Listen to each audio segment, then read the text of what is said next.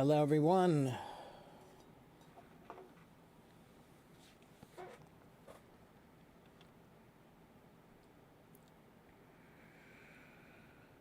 Hello, Zohal. Hello, Finance. Hello, Charlie and Angelica. Hello, Lillian and everyone. Yeah, I was gone for a week. I've been gone for 1 week. But I am here again. And if you want to know why I was gone, I will tell you why in just a little while. Once everybody shows up, then I'll make an announcement as to why I was gone.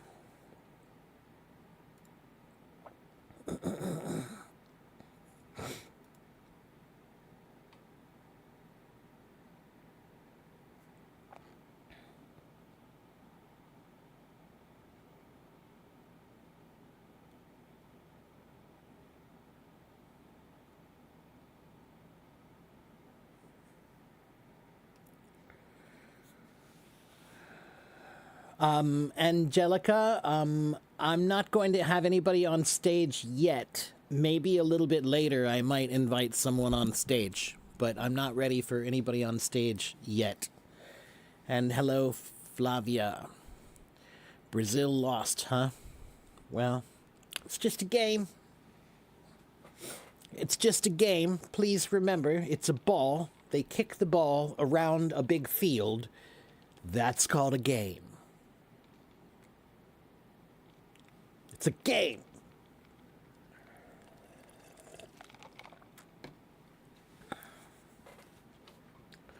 I do have some exciting news, though, and I am looking forward to announcing it later.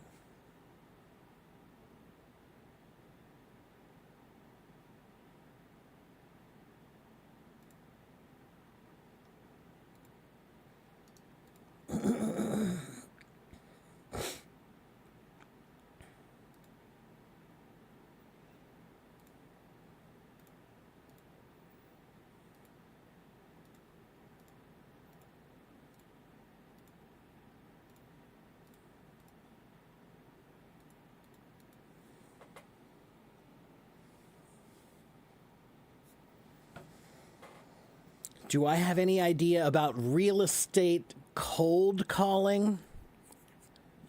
I do. I mean, Clara, I know what cold calling is and I know what real estate is. But there is no secret. Cold calling is cold calling. Cold calling means it's luck. That's really all it is. Cold calling is you hope that you find somebody who's in a good enough mood to talk to a completely random person about something that they didn't ask about. That's not a good job. If your job is to randomly call people who didn't ask to be called and aren't interested in your product, that's just desperate. And I know that sometimes work is desperate, but I just think that that's not a good job because it will make you feel like it's your fault. It's not your fault. It's just a bad job. So there are many kinds of jobs that you can do with the phone. I wouldn't do that one. I wouldn't do anything that's cold calling. Cold calling is one of the worst. Who likes that? Nobody. Nobody likes that. Absolutely zero people in the world enjoy receiving a call from someone they don't know to ask them about a business opportunity. Nobody likes that. No normal person. If you like that, then probably you have something wrong with you.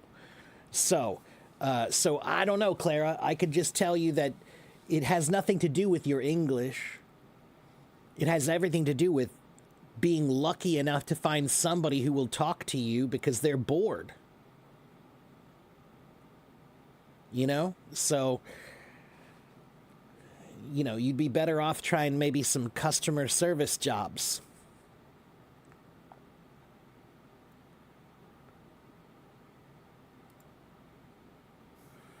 And hello, Susu.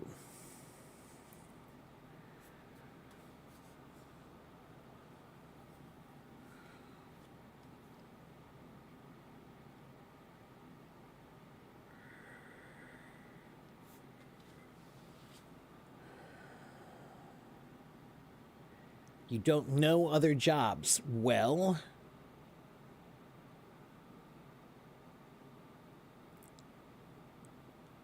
if you want to know another job, then start doing one. Clara, do you know how many different jobs I have done? I have done many, many different jobs.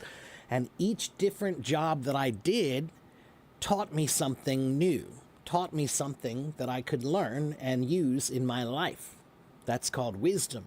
So I started working as an usher at a music theater, a music concert hall, right? So my first job when I was 16, I would look at the ticket and then take you to your seat so you could watch the show. And then I would clean the trash later, clean up the area later. That was my first job. I had another job working in a kitchen, working in a restaurant, making pizzas. That was another kind of job. I had another job working in the mall, selling merchandise for a store, some kind of random store in the mall. I worked at a music store selling a Guitar Center. If you know Guitar Center, I worked at a Guitar Center. I was a drum guy at Guitar Center selling drums. I've been a drum teacher, private drum teacher, teaching drum lessons to thousands of students. I have been an English teacher. I've done many, many, many, many, many, many, many jobs. So if you haven't, then maybe you should. You should try to do something else and see if that might be better, or maybe you can learn a different skill. But you should choose jobs that teach you something valuable. Okay?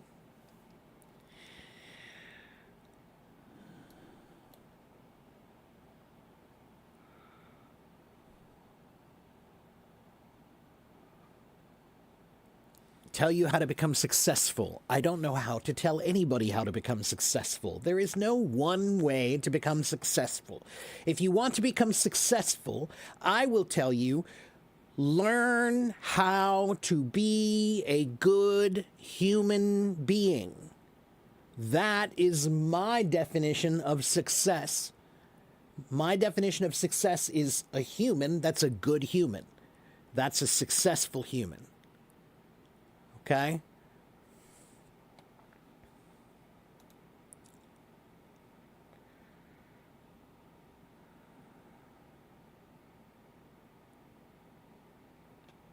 When did I start to make live streams in this app? Angelica, I was the very first live streamer on Hello Talk. I was the very first person to live stream here. Let me make a little bit more light.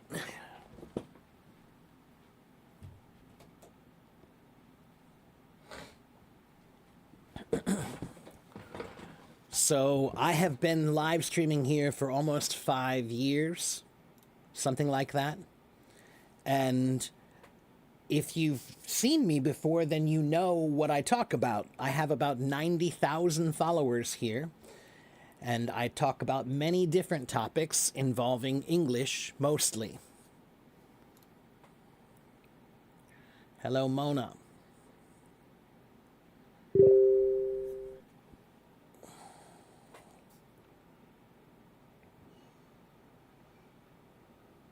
You understand what I've said, but you need work from home. Okay, I understand that you need work from home, but there are other things that you could do, other kinds of jobs that are not cold calling. Like I said, try customer service. That's a job on the phone at home, usually. Oftentimes it's at home. You can. So try to find one like that, maybe. Okay? But all I know is, Clara, most cold calling jobs are very stressful.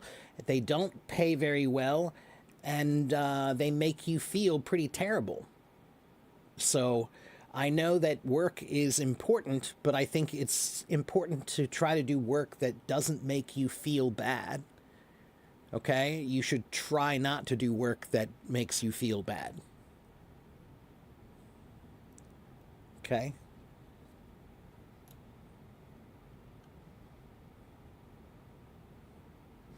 And guys, I'm not here to give financial advice.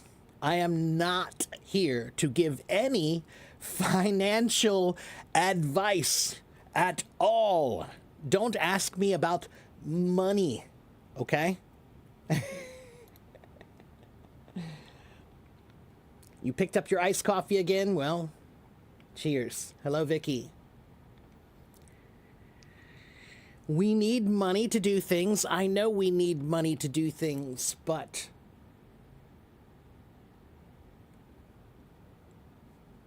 if you want a world that's a good world, then you need to do work that's good work.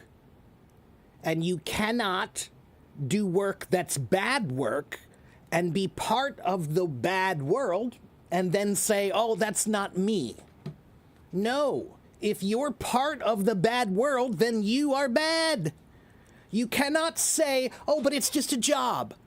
No, it's just a job. I have to make money for my family. There are many ways to make money for your family.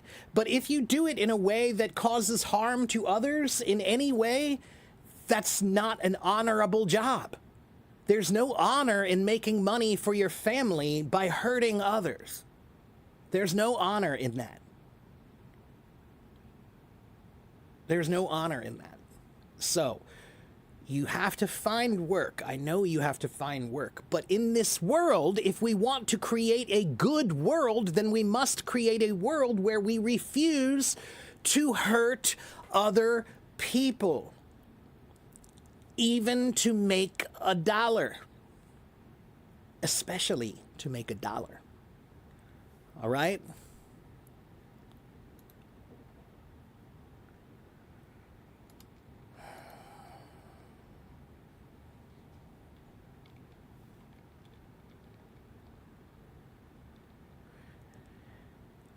Hello, Carlos. Hello, Mona. Hello, Sarita. Let's see. I used to receive many dumb cold calling like people offering funeral services plus donations and many other boring services. I know, yeah. Yeah, cold calling is always really stressful.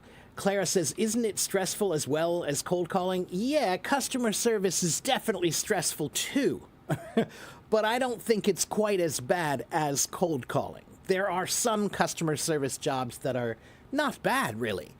And there is a skill in customer service. Customer service is about calming people down, right? Making people feel better about their problem, right? They have a problem, but you're going to help them. You're going to try to calm them down and make things better. If you're really good at that, people really appreciate that. So customer service is a very difficult job, but you can learn that skill, the skill of de-escalation and placation. To de-escalate means to bring things down so it's not so angry, right? They sometimes people call and they're mad, right? So you have to bring them down and make them feel calm. Then you have to tell them, I'm going to help you, right? That's a skill.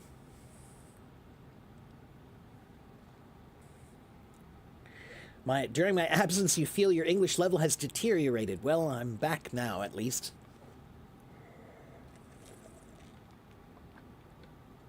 It hurts when you say, hello, I'm Sarita from blah, blah, blah, and they cut you off. Right, yeah, I know, it's right. It's terrible when you call and somebody just hangs up on you. But you have to remember that you are the invader. You are bothering other people. When you cold call, you're deliberately bothering people. Of course, it's going to make people upset, right? It's going to make people angry sometimes, right?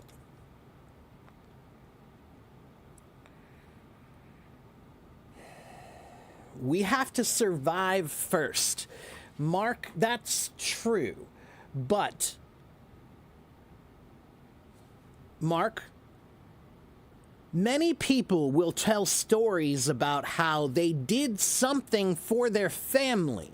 They did something heroic, courageous to make a living for their family, right? They tell stories about how I had to do a terrible job to make money for my family. I had to do this bad thing to make money for my family.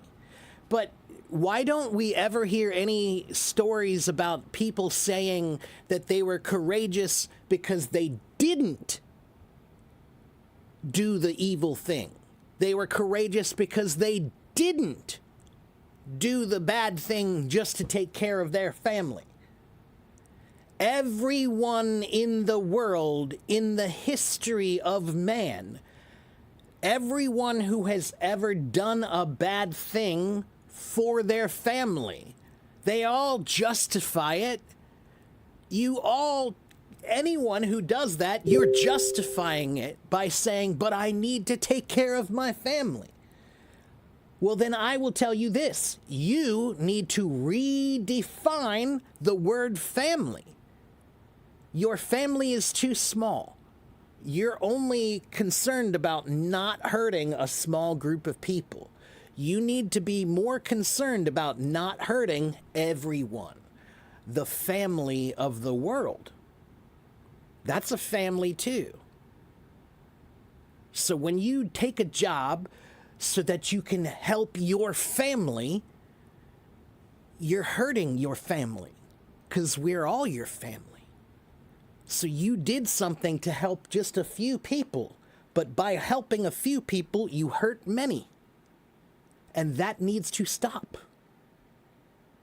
So that's why I'm saying this logic, this idea that, but we need to eat, but we need to survive. Yeah, I know you do, but at what cost? At what cost? If your survival costs you your humanity, then you didn't survive. You died. Humanity means you are human. You act human. You act in a way that's appropriate for other humans. Right? So if you do things that are not good for humans, then you killed your humanity already. You selfishly did things for you. That means you're not a good human anymore. You're selfish. Yeah, there's a balance in life between doing what's right for you and doing what's right. There's a balance between doing what's right for you and doing what's right. Okay? Every evil person has always felt justified.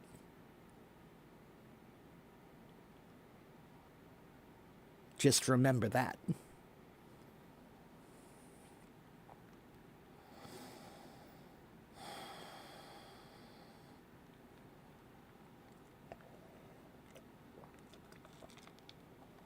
Oh, all right, let's see.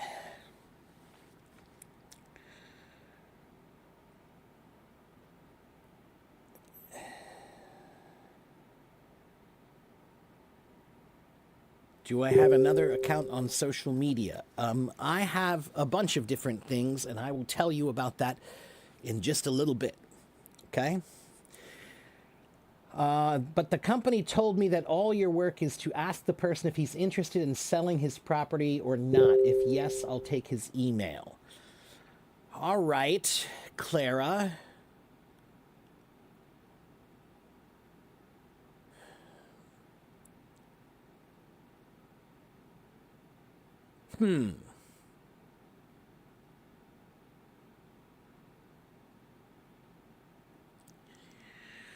I would question who the boss is of a company like that. I generally don't trust anybody in real estate. Real estate's not a job. Real estate is exploitation. But yeah, maybe you can try the job. Try it, Clara, and see if you do well. And if it's okay for you. Maybe it's okay for you. Maybe you like it even. I can't judge you. If you like doing it, then do it. Maybe you're good at it. Okay? Hello, Carolina.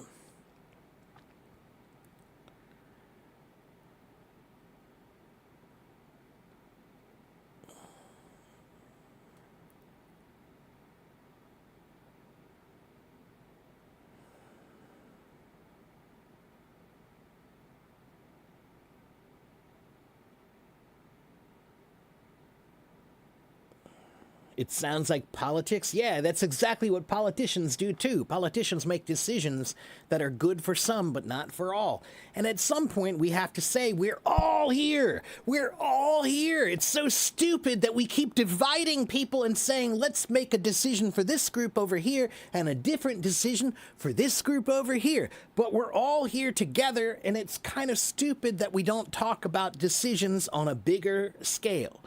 You know, it's just, it really is silly that we're still dividing each other so much. Hello, Sonina. Bom dia. You don't have any experience, so that's why you're asking. Okay, well, let me see if I can help you with that for just a moment.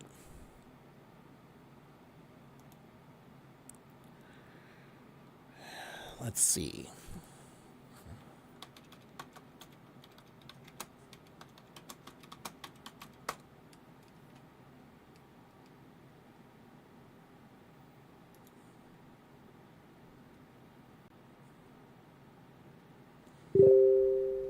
Here is a video about cold calling tips.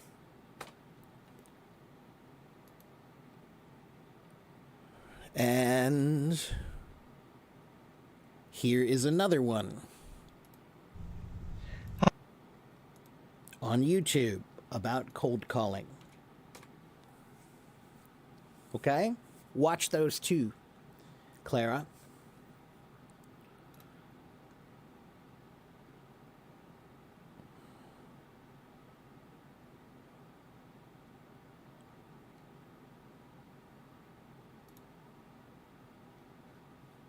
Here's one more from the BBC. Okay, there. I gave you 3 links to look at, to study all about cold calling. Okay?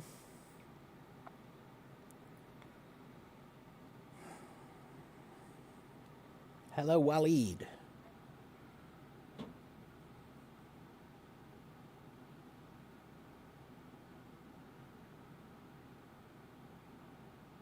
Do I have any ideas about how to improve your centralization or focus? So I think you just mean how to be more disciplined and to focus more on your tasks. And Zohal, you know,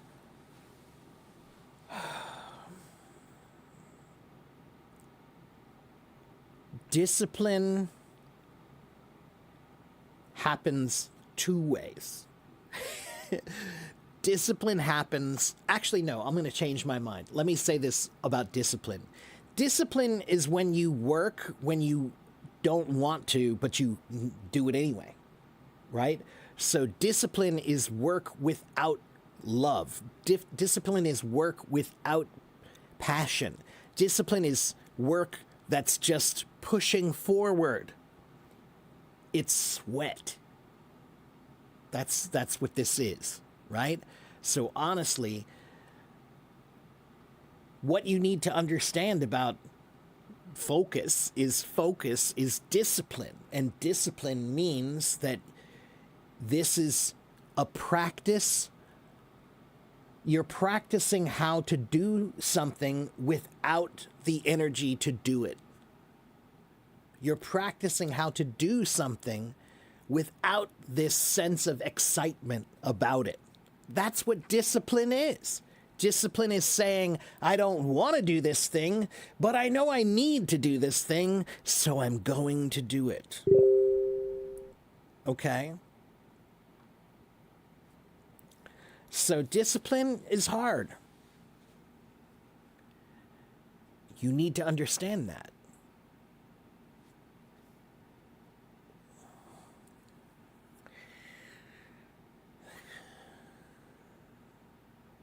Did I finish my website? Carolina, we're still working on it, but it is looking really good. I'm pretty excited about it. Everybody, I've been gone for the last week. I didn't do any streams this past week because I've been working with my new team on a website, a new website, and it's kind of exciting.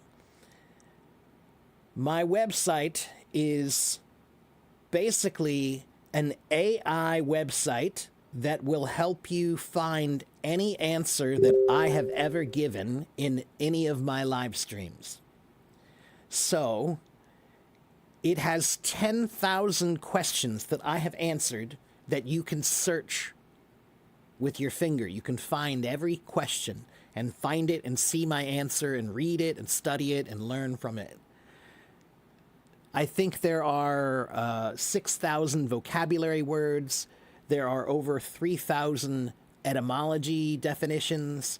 There are, I can't remember how many thousands of quotes.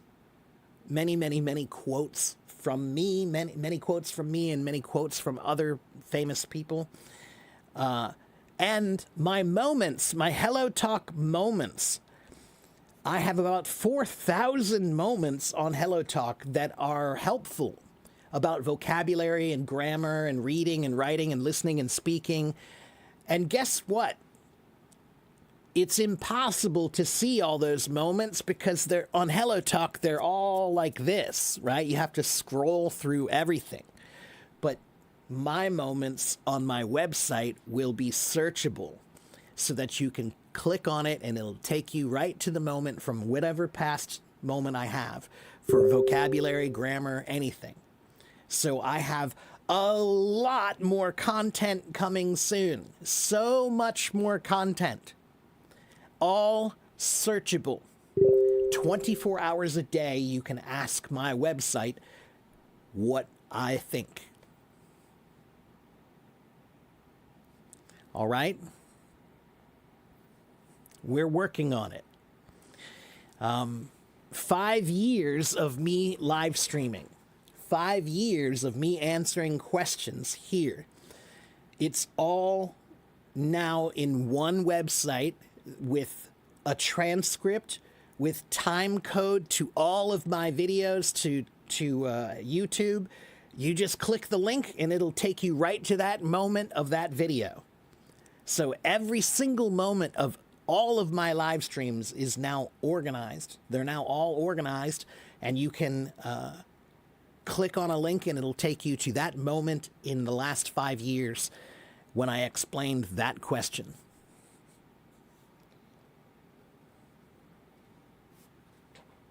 So, I'm hoping that will be finished soon. I don't know exactly when. I'm going to say I hope maybe within a month or so, maybe. I hope it's finished and open within a month. And this will be a wonderful new place for you to go study language. But I will tell you that this new website is for subscription only. All right? I have been live streaming now for 5 years for free, pretty much. Okay? Everything has been done for free.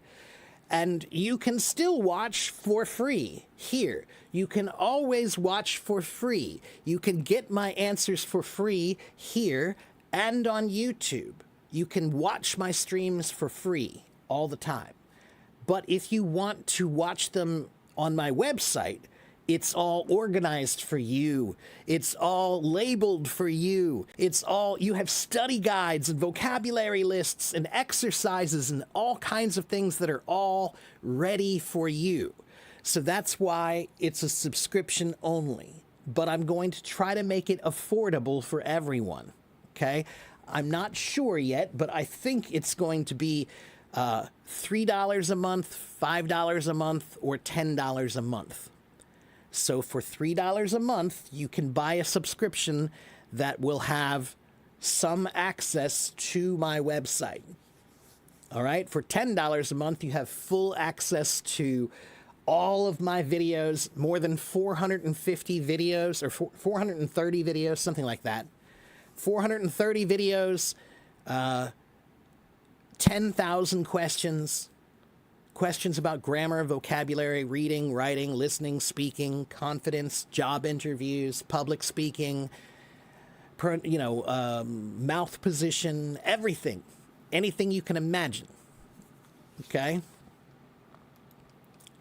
So that's coming soon. When we were working on it all week, and we're still working on it now.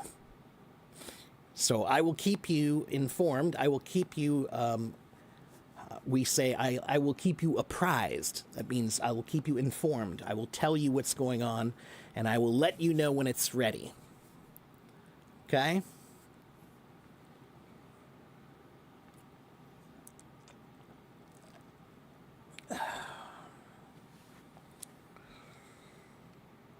All right, let's see. Just wondering if you're going to set the AI chip in your neuron cell to answer the questions you'll get 24/7. Yeah, right? That'd be funny.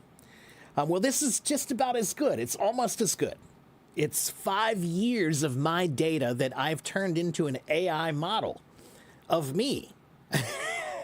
So it's basically an AI of my knowledge in English. And you can subscribe to it and hear my answers and study my words and study the ideas that I give you. They're all going to be on one website. Everything will be in one place.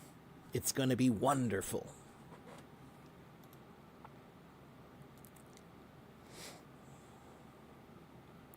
Did I work as a translator?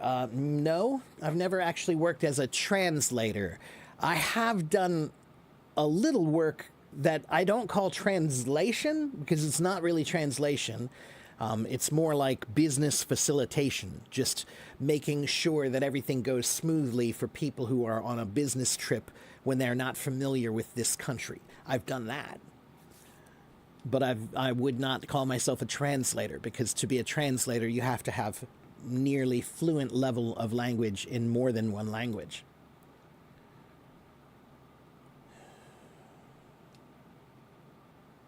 Yeah, Mark AI, that's right. Yeah, Teacher Mark AI. Yeah, it'll be ready soon. It'll be ready soon, but it's amazing because 5 years of my work, 5 years of my work will now be searchable. 5 years of my live streams will now be searchable, so that you can just find the answers you want or search for the topics that you like. It'll be really cool. So just stick around, stay here, and hopefully you'll be able to support me in a way that I need to be supported soon.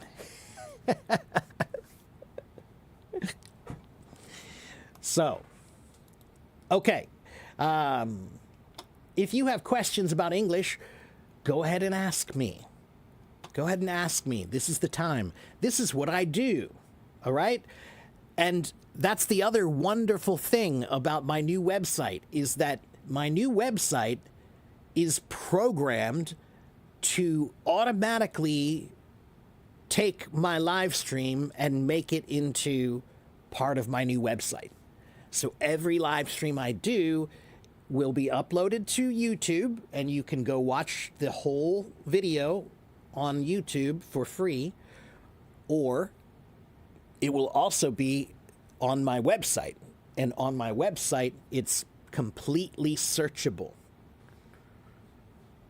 Okay?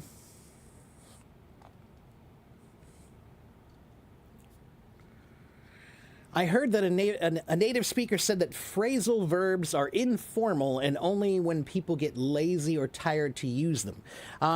They are informal, but I would not say that they're used only when people are lazy. No, that's not true at all. Phrasal verbs are what I call improvised language, which means that a phrasal verb is something that was created one day.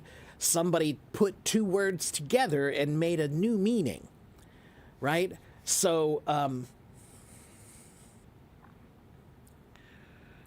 for example, the term pull it off, that's a phrasal verb, right? But it has two meanings. One is the direct meaning, to pull something off, right? So I don't know, if I have this on my hand and I say, pull this off my hand. Oh, pull it off. You know, so I'm holding it, pull it off. Okay, that's one meaning. But the other meaning of pull it off is to be successful. Were you able to extract it, pull it off, right? So they take, it's almost like a metaphor. They're similar to metaphors in that metaphors are words that take on new meaning. Phrasal verbs are words that are combined that take on new meaning, right? So if you take the word get in, get on, get over, get through, get with, those are all different phrasal verbs that have different meanings. And they're kind of tricky to learn because, well, for example, get. There are at least 66 different ways to use get. At least 66 different ways to use get. That's one of the most popular and common phrasal verb words, right? So, so they're tricky.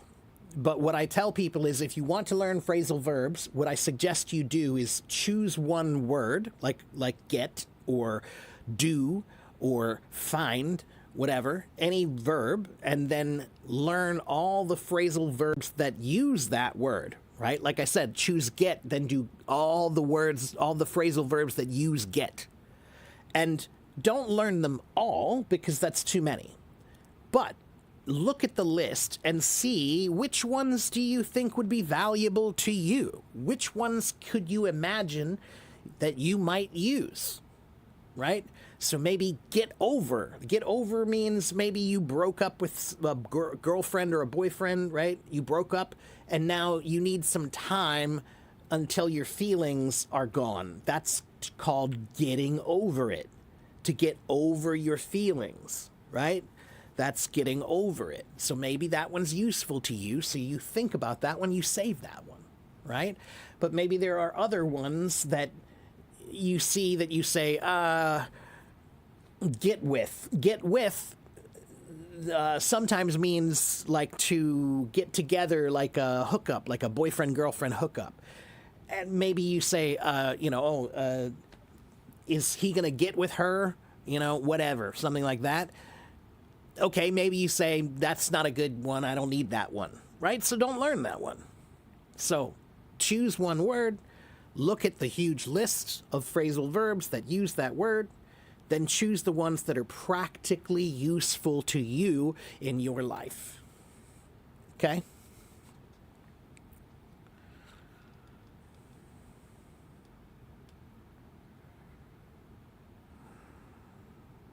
Okay.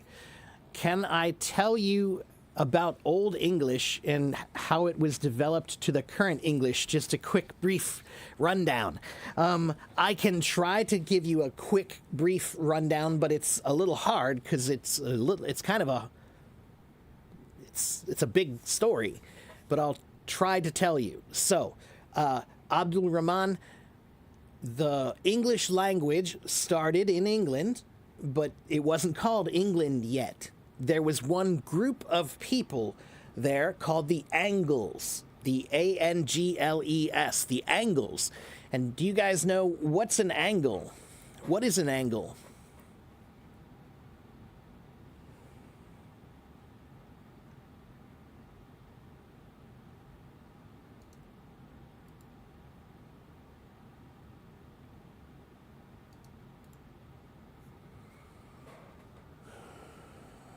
What's an angle, everyone?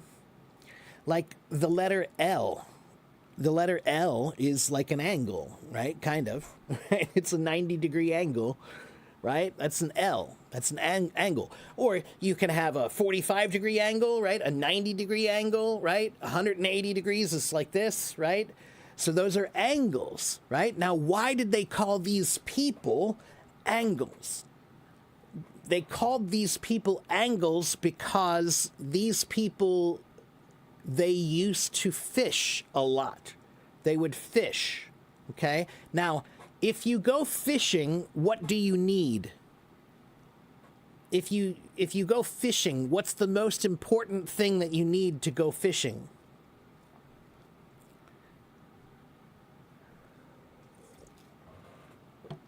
You need a hook. A hook is the most important thing. If you don't have a hook, you can't catch it.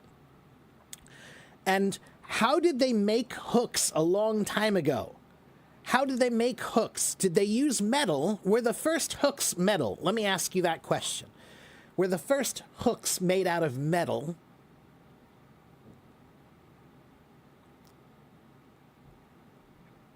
No, they were not made out of metal. The first hooks were made out of bone or wood. They were made out of bone or wood. And if you want to make a hook with bone or wood, is it going to look like a J? Is it going to look like a J, or is it going to look more like this? It's going to look more like this, right? This is an angle. This is an angle. So the Angles people, the Anglos, they were called the Angles because they were fishermen. And the fishermen used fishing hooks that looked like an angle.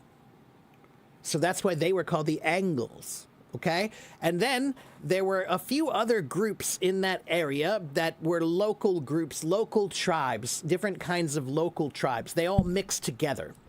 But there were also 3 other groups that came over from Europe. There was one group called the... wait, I always forget the name. Wait, let me find it again.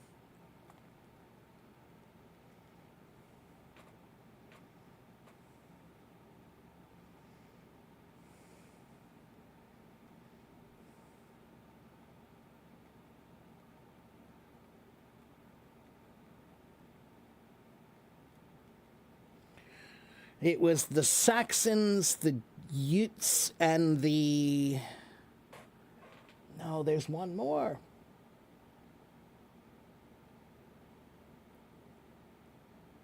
All right, well, we'll call it 3. There were 3 groups, right? There's one more, but they're forgetting, but that's okay. The Anglos were in England. Then we had the Saxons. The Saxons were a group of Germanic people that were in Europe, and they crossed over the English Channel to England, and they mixed with the Angles, okay? And there was another group called the Jutes or the Utes. They were a northern European group of people from Jutland. The original, it was an old country called Jutland, or an old area called Jutland, and they crossed the English Channel or the ocean and came over to England and mixed. So the original 3 groups of people that made up the English language were the Angles, the Saxons, and the Jutes. And the Angles were called the Angles because they were fishermen and they used hooks that looked like an angle. And the Saxons were called the Saxons because the word seax means knife or knife fighter. And they were fighters that used knives. When they would fight, they used a knife. So they were called the Saxons because they used a knife, and the word knife is seax originally. And then the Utes or Jutes, they were the Jutland people. They were from Jutland. That's why they were called the Utes. So that's the original 3 groups. Now it goes, there's a much bigger story. It gets much more complicated after that. But that's how the original language was started. Okay? Yeah, Anglo-Saxon comes from those 2 groups put together.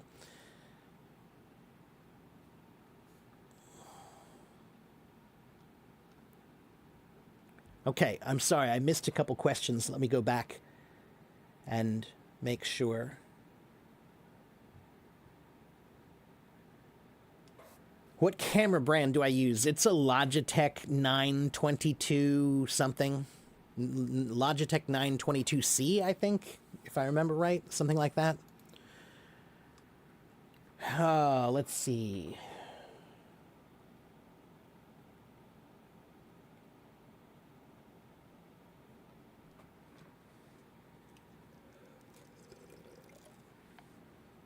What's the difference between insolvency and bankruptcy? That's a difficult question. Bankruptcy is a process. It's the process of going through telling people that you can't pay your debts, right? You are unable to pay your debts. That's going through the process of bankruptcy, right? Insolvency is a state. That's a financial state. That means that you can't pay your debts on time. So, bankruptcy is a specific thing that happens in court when you can't pay your money. Insolvency is often what happens before bankruptcy. So if your company is insolvent, it means you can't pay your bills on time, and an insolvent company may go bankrupt. Okay? So if they're insolvent for too long, then they may have to declare bankruptcy. That's a process of saying, I can't pay my bills. Okay? All right.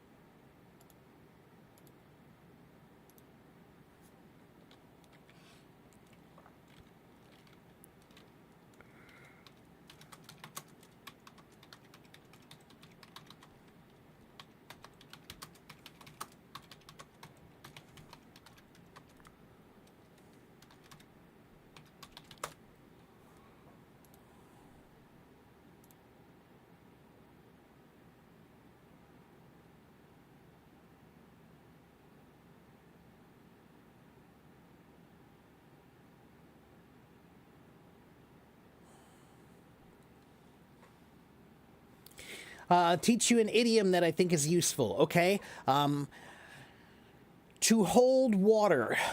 To hold water. If I say your argument doesn't hold water, it means that your argument is not logical or it doesn't make sense.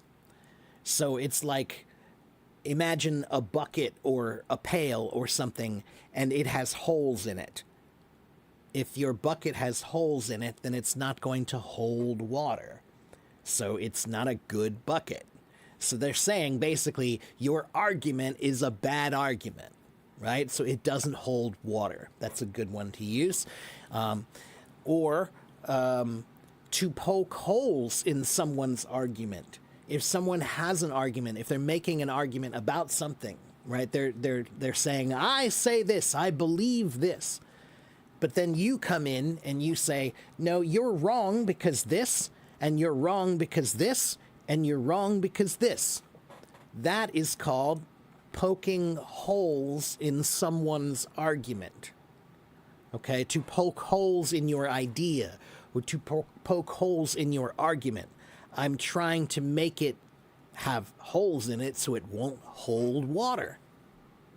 Right? You're looking for the weaknesses. You're pointing out the weaknesses. All right, so there you go. There are 2 idioms for you. What does gush at or over mean? To gush is to speak emotionally about someone, usually in a positive way, right? So if you come back, maybe you just met somebody, right? You just met some new teacher, right? You met the new teacher in your school, and you think that this teacher is an amazing teacher, so you come tell everybody, wow, this woman is so amazing, she's so smart, she's so great, she speaks really well, I'm so excited to learn from her. You are gushing. It means that you're speaking very positively about someone or something. Okay?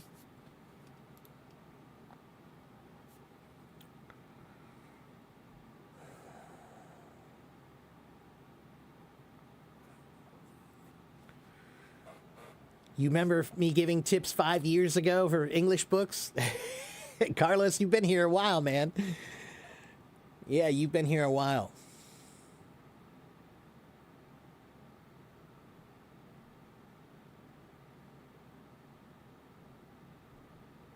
Saxon is an old British metal band. Yeah, right. Yeah, that's right.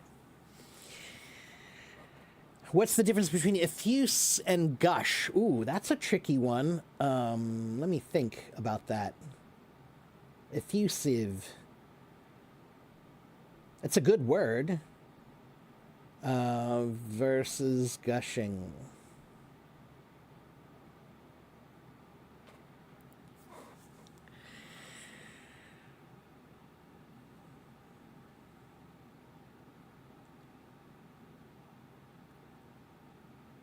So both words have a meaning that they express positive feelings with a lot of enthusiasm, but there's only a difference in kind of the grammar. So effusively is an adverb, but gushing is an adjective. Let me change that. Hold on, let me see. Let's just make it of effusive. Effusive versus gushing. They're synonyms. They mean to express excessive emotion, but effusive carries more formal tone, and gushing.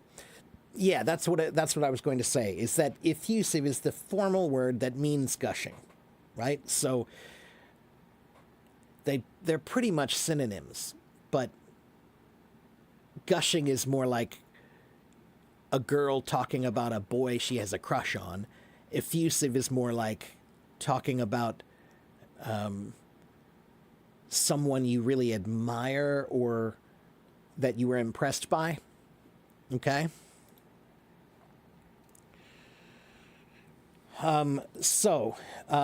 Yes, I have a PDF file. It's right here. Wait a minute. Let me find it. Here it is. Everything that you need to know about me is right here, right now at least. There's going to be new information coming soon. But if you are new and you don't know who I am, then please copy this link and paste it to your browser and open it and read that file. Everything you need to know about me is in that file, okay, at least for right now. We're going to have to make a new file soon because I have my new website coming, and that's going to be completely different. So for right now, just open that file and read that. Everything you need to know about me is there. Okay, so my website, my YouTube, my blog, my schedule, it's all there. Okay?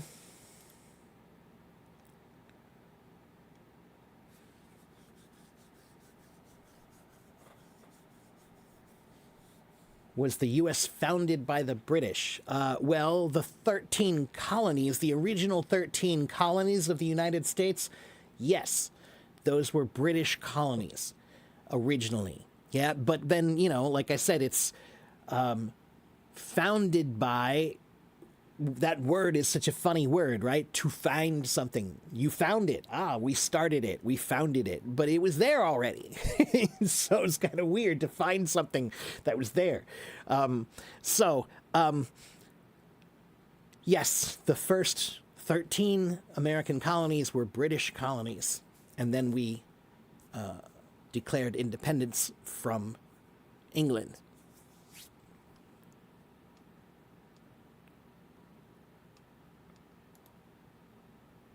Alexander, hello. I don't like war either, Andy.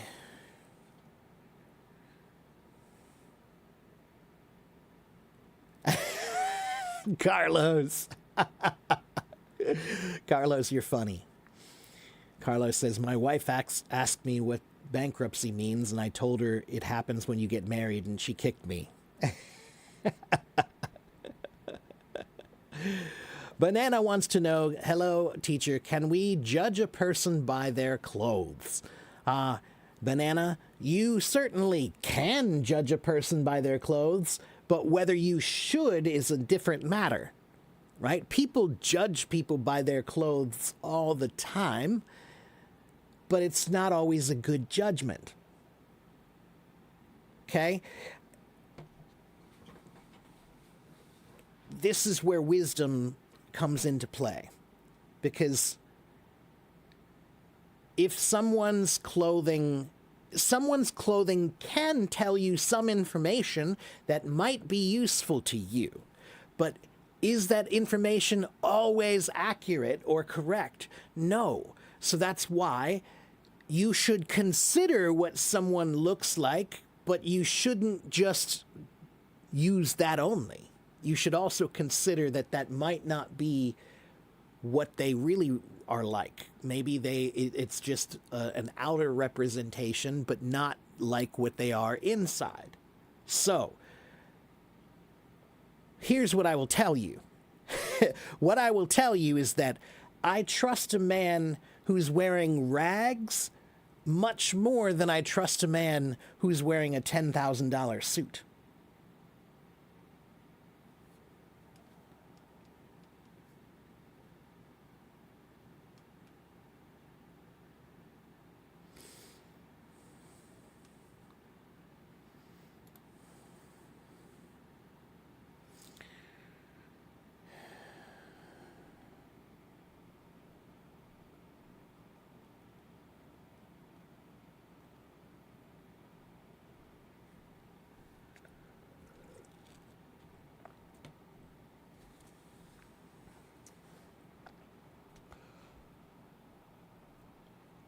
Yes. Oh, and yes, effused can be a verb in the past tense as well. Yeah, like after a movie, you know, maybe there are critics who will effuse endlessly. They effused endlessly about the movie. That means they talked positively endlessly. Gushing could be romantic, like a crush on someone. But no, gushing could just be positive, but not a crush on someone. You can gush about someone without having feelings of love or attraction to them. Gushing doesn't always mean attraction. Gushing could just be like you're just very impressed by, or what's the word I'm looking for? Oh, what's that word? Enamored with, maybe? Enamored with, enamored by. To be enamored with or to be enamored by someone means to have feelings of love or admiration or fascination for someone, right? But it's not necessarily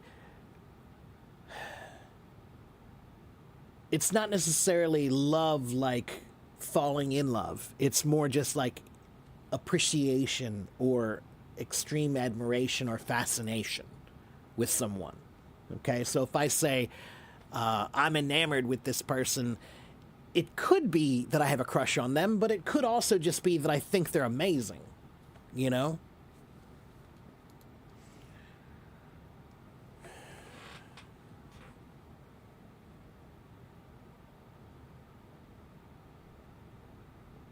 Have I heard the word Californication? Yeah, Alexander, the word Californication is two things. It comes from a record from the Red Hot Chili Peppers, the band, and it also comes from a TV show, I think also called the same name. And yeah, that's called a portmanteau. A portmanteau is when you take two words and put them together to make a new meaning or new word. And that's the combination of fornication and California. I'll let you figure the rest out. What is a rag? A rag means very cheap clothing. Cheap clothing is a rag, right? So if you have rags, I clean the table with a rag. So when I say I trust a man wearing rags far more than I trust a man in a $10,000 suit. So it basically just means cheap clothing. Kai Well says, I've been dealing with immature classmates at college. How can I carry myself to be treated with respect? Okay, that's an interesting question, Kai Well. Can you tell me a little bit more about it? Dealing with immature classmates, how? What are they doing? Are they just making fun of you? Are they teasing you? Are they bullying you? What are they doing? And how old are they? How old are you? Give me a little more information and maybe I can give you some advice. And hello over there in my YouTube channel. Sarah, hello. And Cockroach, hello. And Ven, hello. Namaste.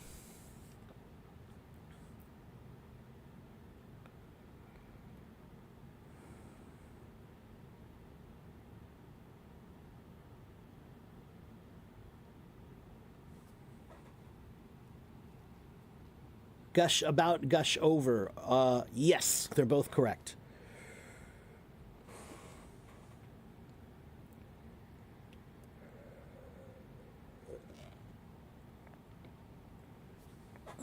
Can I give a few examples of how the expressions if I and if I were to or if I had are used in conversational speech? If I, that's what you say before you're telling someone advice. If I were you, I wouldn't do that. If I were you, I would eat there. If I were you, I would get more sleep. That's a recommendation. You're suggesting something. You're saying, if it was my choice, then I would do this. Okay? So if I were you, it's often a way we say it. Okay? Or you can just start if I questions, you know, if I want to go to the park later, do you want to go with me? If I decide to have some food, do you want any? If I, there's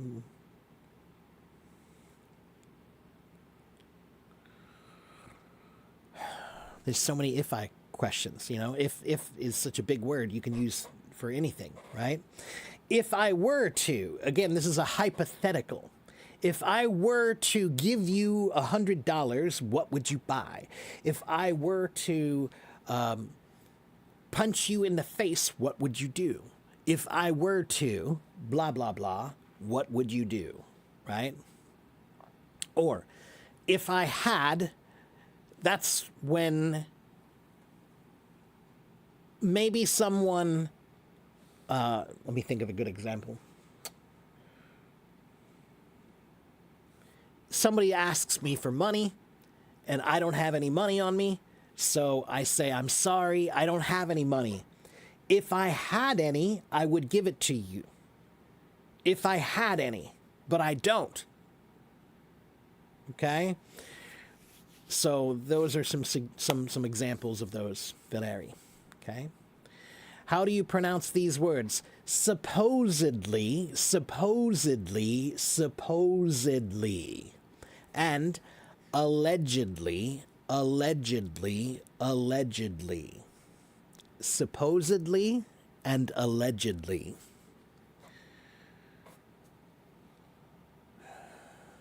You learned about the...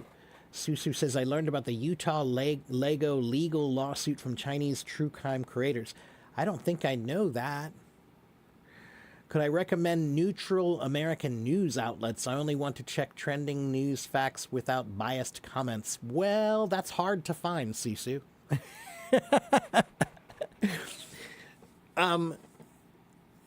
You see, the problem is the news is not supposed to be marketed. The news is only supposed to be reported. To report means to bring back the information from one person and tell it to another person. That's what reporting is supposed to be. That's what the meaning of the word really is. Bring back is what the meaning is. Okay? But today, news is marketed. So that means that it's not just bringing back the information, it's bringing back the information and then sensationalizing it or debating it or arguing about it in order to create views. Attention. Attention. That's it, right? So news is not supposed to be something that necessarily brings about attention. but now news is something that is is marketed, and therefore it's hard to find news that's just news. When I was a boy, we had news that was mostly just reporting. There was a guy named Walter Cronkite who was very famous for his voice and the way he delivered the news in a very plain way, a very plain, neutral way. He was reporting, but those days are gone.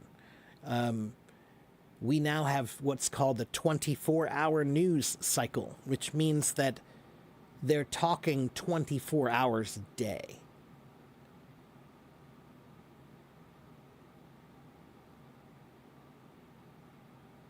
Anyone who doesn't have,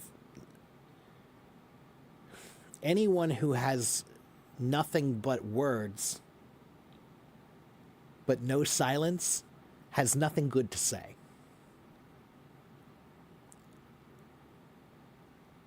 They're not allowed to not talk. And that's a problem. So even when there's nothing to talk about, they will find something to talk about or create something to talk about because that's business. Right? So Susu, it's a little bit tricky. Getting information is like you have to find many, many, many sources, and then you have to use a very critical mind to try to figure out which ones are telling the truth and which ones are giving just their opinion of the truth. You can figure it out usually. If you have a good mind, and you are patient, and you are careful and critical with your thinking, then you can look at all the information and figure out who's telling the truth. It's actually not that hard. At this point, the lies are bold lies. A long time ago, the lies were very small lies, so it was easy to tell them, and people might believe you because they were small lies. But now the lies are big, big lies, so it's actually pretty easy to figure out who's lying, who's just lying, and who's actually kind of trying to tell some truth. Okay, let's see. The ends justify the means. Waleed, that's never really been a philosophical position that's good to take.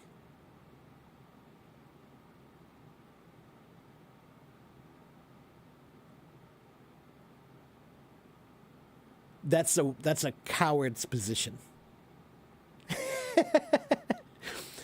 The easy road is almost always the coward's road.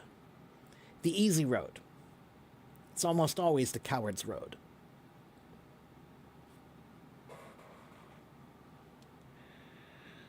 And yes, Sergey. Hello, Sergey. A portmanteau is two words that are put together to make a new word. That's right. Mm-hmm.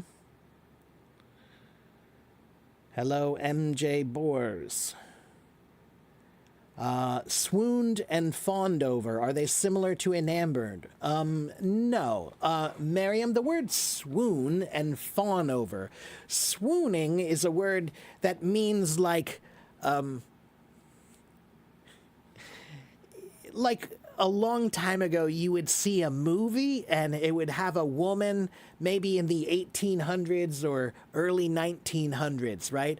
And a handsome man comes into the room, and then she suddenly, oh, that's, to swoon is kind of like almost faint, but because you're so, you have such a crush on somebody that you even when they walk in the room, it's like you lose your balance and your breath. Let me see. Actually, I want to look up the meaning. I want to look up the origin of that word. So yeah, it says swoon is a word that means to faint, but it's most commonly used today to describe being overwhelmed with intense joy, love, or admiration. So, like I said, a long time ago, the word swooning was a word that, you know, a woman would swoon when the handsome man came in the room, you know, she would swoon, right? But the word swooning kind of took on a new meaning, like to fawn over. It's similar to fawning over, to be overwhelmed with intense joy, love, or admiration for someone, right? So here are some examples. Fans across the stadium began to swoon when the pop star smiled and waved, right? So imagine Michael Jackson is on stage and he's waving to the audience, and all the people in the audience are, oh, Michael, right? Like everybody did, you know, right? All that kind of, that's swooning, all right?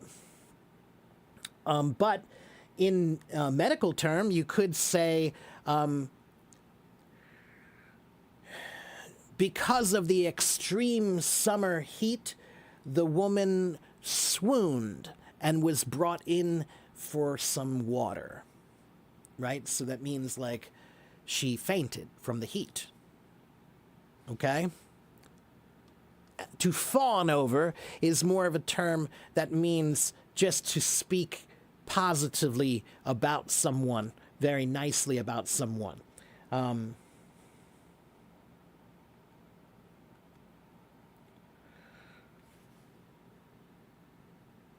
Yeah, just to praise, to flatter, to speak nicely about someone. Sometimes you're doing it to get their, get them to like you, right? Sometimes you fawn over someone because you're trying to get them to like you, right? So you say, oh, you're so amazing, you're so great, right? That's fawning over. But sometimes fawning is real. It's genuine. Like you really do like them. You really do think they're great. So you're saying, wow, you're really amazing. Yeah. Okay. So fawning over can sometimes be kind of a trick that you're doing, like flattery. But flattery is the same. Flattery, sometimes flattery is real. You're saying nice things about someone. And sometimes flattery is not real. You're saying nice things because you want them to like you, right? I look a bit like a German. Well, my heritage is from Europe. I'm Irish, English, Slovak. What do I think about the phrase, if you want to help a human, don't help him? Oh, man. Sergey, I think that sounds like lazy thinking.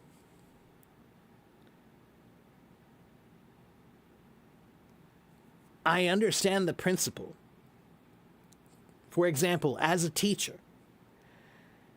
some teachers, they always do everything for the student, and then the student doesn't really get a chance to learn. But some teachers know that you have to let the student do things. You have to let them try and let them fail sometimes in order for them to learn on their own. But that doesn't mean that I abandon my students. So when you say, if you want to help a human, don't help him. All right, yeah, that sounds nice, but the truth is that that's a principle that's good if you're trying to encourage a sense of guiding vision. You're trying to say that you want these people to grow up and to be better, right? So that the ultimate goal is for them to be better, just like a teacher. The ultimate goal is for the teacher to have all their students be better, right? That's what they want, right? So a teacher has to help his students for the students to be better. But there's a balance.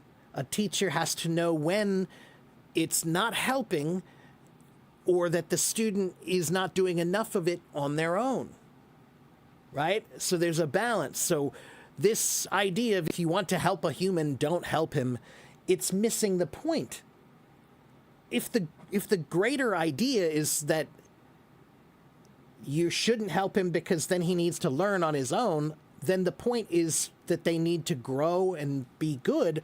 Okay, then you need to help them grow and be good. And it's not always helping when you just say, nope, figure it out yourself. I could tell you the answer. I know the answer, but I'm not going to tell you. You just figure it out yourself. Right? That's not cool, right?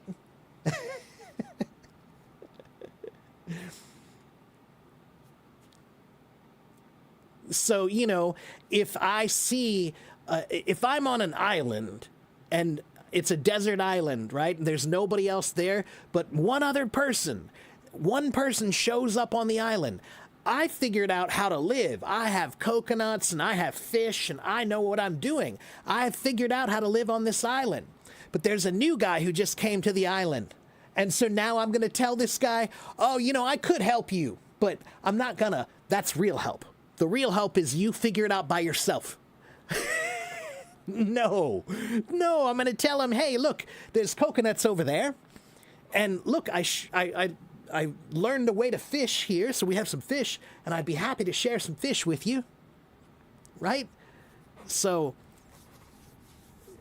that's a principle that sounds just like a coward's principle, somebody who just doesn't want to help.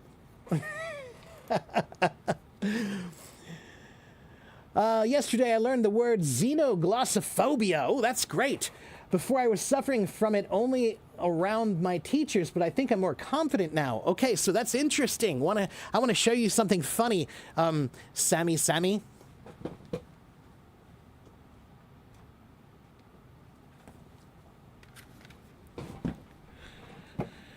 This is a record, a CD. And the name of the record, if you can see it, is Glossophobia. Or no, Glossolalia. Sorry, Glossolalia. Glossolalia is the word that means speaking in tongues. It means when you say words that are like magical words or words from the spirits or the gods that they made you speak. That's glossolalia. Glossophobia is another interesting term. See, this is why I love etymology, because it's all about the parts of the words. Wait a minute. So, glossophobia is the fear of public speaking. Phobia is a fear. Glossa is it means tongue. Glossa means tongue. And xeno means foreign. Foreign. That's interesting. That's good, Sammy. And yeah, by the way, that's me. This guy right here. That's me.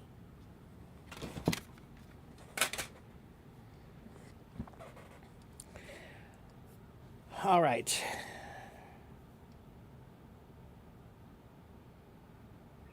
Mohammed, if you are new, then you should come here and watch me regularly. Okay? 90,000 people follow me to learn English. I promise you, they don't follow me because I'm cute. They follow me because I have good tips. Okay?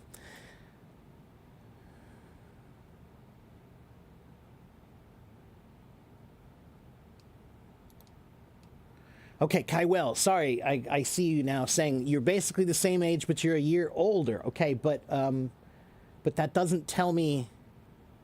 All right, when we do presentations or discussions about something, they just blindly criticize and make conclusions without any evidence. Okay, and when I try to confront about it, they just dismiss me. So Kywell, So are you in high school? Are you in college, Kywell? Can you just tell me that?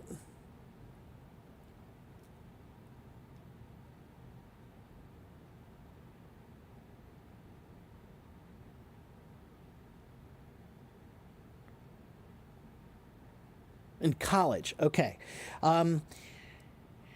So here's what I will tell you. There is a very strange thing about language learning all around the world, especially English. The people who are going to criticize you the most and the people who are going to be the most negative are your friends, your classmates, even your teachers, where you live. Where you live. It's really weird, but the people who are the most critical about English are the non-natives. The other people who are not natives of English, they're the ones who are criticizing you the most, right? It's really weird. But that means you don't need to care about what they think because they are learning too. So, think about it like this. Do you care what the other students in the class think, or do you care what the teacher thinks? When you study English, are you there to learn from the other students, or are you there to learn from the teacher?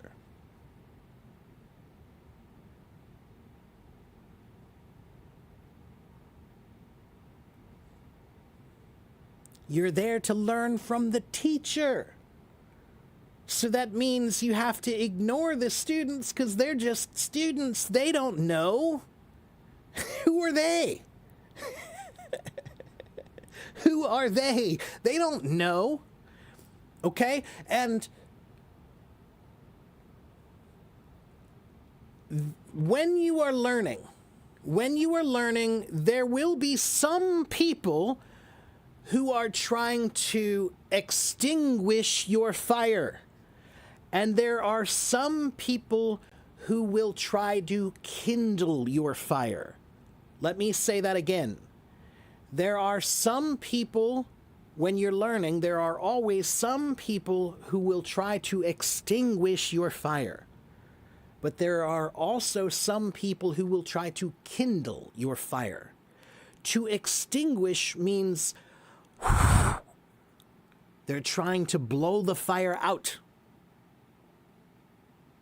But then there are other people who are trying to kindle your fire.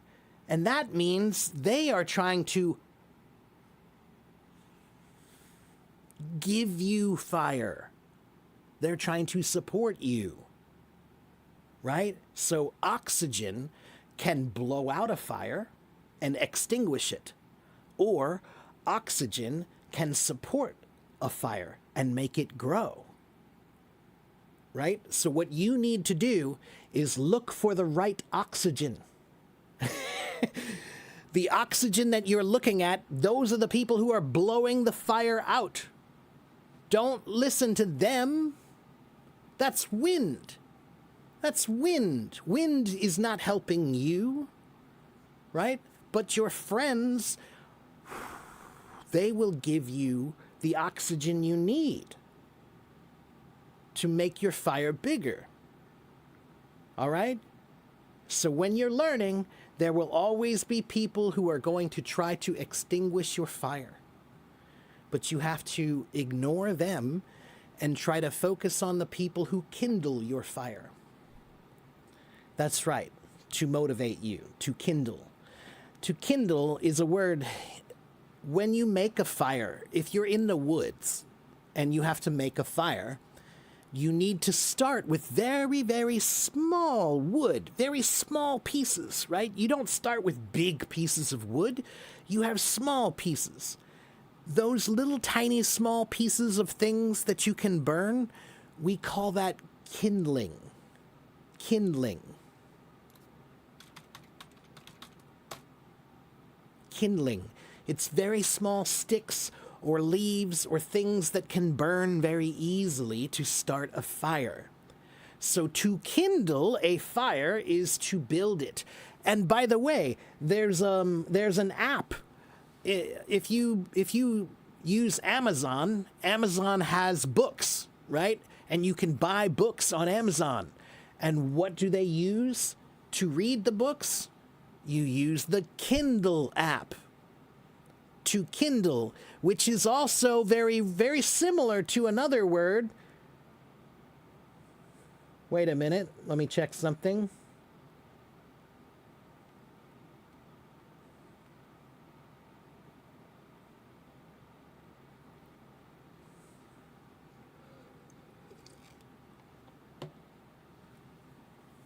So it's interesting because let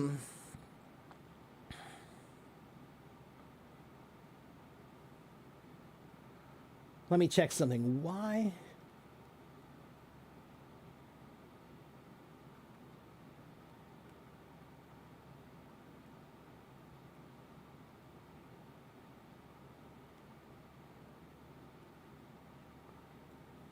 Let me check this.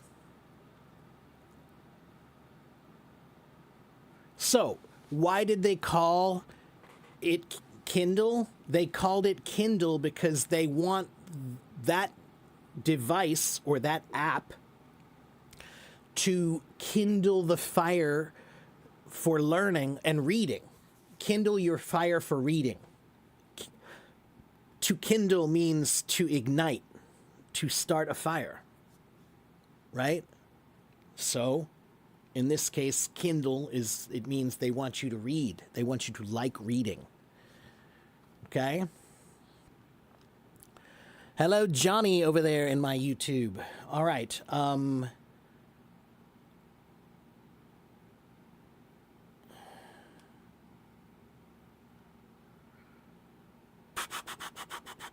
So, one last piece of advice, Kywell. Another phrase that I always like to tell people is, Kywell, when you walk down the street, there will always be small barking dogs.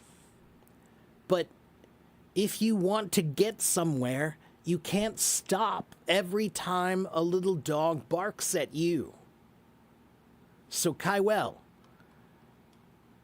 learning is a journey. Learning is a mission. It's a path, right? You have to follow the path. And when you're on this path, there will be little barking dogs. They're going to bark at you. Ruff, ruff, ruff, ruff, ruff. And if you stop to yell at every barking dog, then you're never going to get there. Okay? So don't stop for every barking dog. And also remember, when you're learning, there will be some people who are trying to extinguish your fire, and there are some people who will try to kindle your fire. Okay? Kindle and candle. Yeah, they are similar sounding, but they actually are not related. It's kind of interesting. The word kindle and the word candle, they do sound very similar, but they are not etymologically related. Okay, let's see. Next question. Please be patient.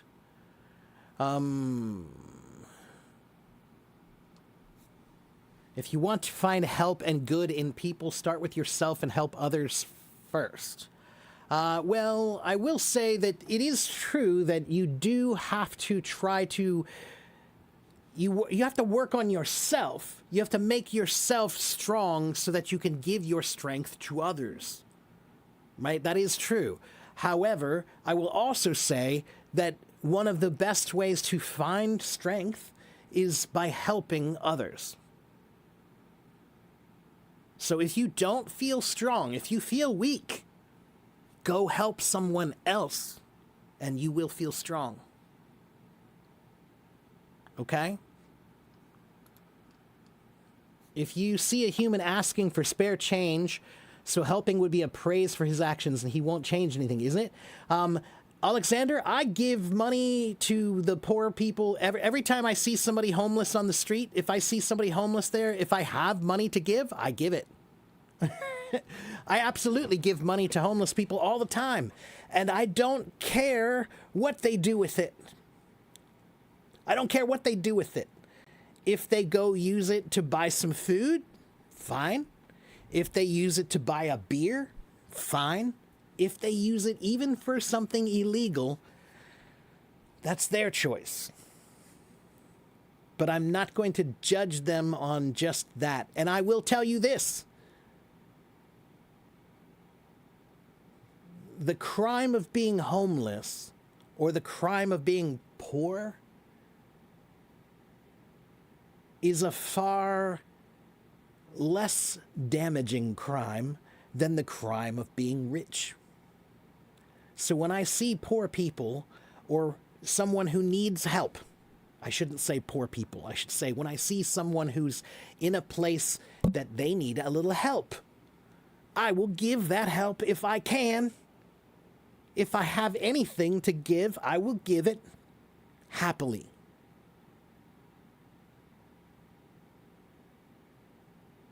And you never know, Alexander, you never know what your spare change might mean to someone. That $1 that you give to that person might be the one little bit of humanity that they needed to feel.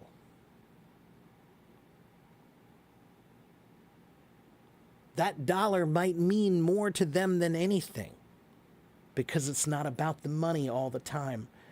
Sometimes it's just about humanity. Life is too short to judge people for not having everything. Of course, not everyone has everything.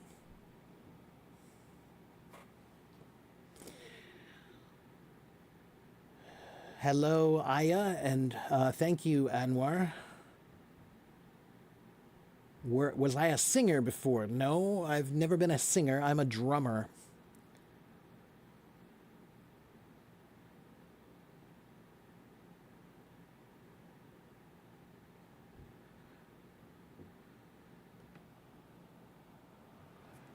So, Saeed, I think the word you're trying to use is manipulate. Manipulate. To manipulate means to do something that makes someone do what you want, right? Manipulate comes from a word that means to move something. So, for example, this is my microphone here, and right now I am moving the microphone, so this means I am manipulating the microphone, okay? So, manipulate, the basic meaning of manipulate means to move something. But we now have another meaning of manipulate that means to make someone do what you want them to do. But maybe you're doing it in a negative way, right? So you're tricking them, or you're forcing them, or you're blackmailing them. You're doing something that they don't want, but it makes them do what you want, right? So you are using something against them to make them do something that you want. That's to manipulate. Okay?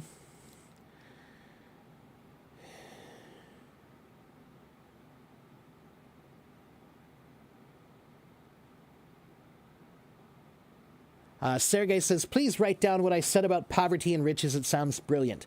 Sergey, you know the beautiful thing about what we're doing now is, Sergey, I have a new website coming very soon. We're working on it now. That's why I was gone all week. And on my new website, every single thing that I say, every lesson I teach, every vocabulary word that I explain, every grammar rule that I explain, it's all recorded and it's all organized and it's all separated. So you can go to my website when this is finished. When my website is finished, this live stream will be uploaded and all of my quotes will be right there at your fingertip. You can see what I said on this stream about poverty. Okay? What is a drummer? I'm a drummer to play the drums. These are drums.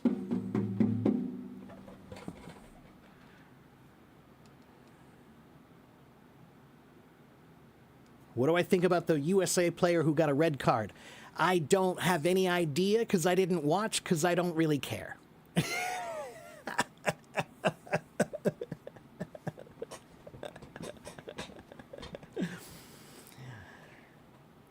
Sports mean nothing to me.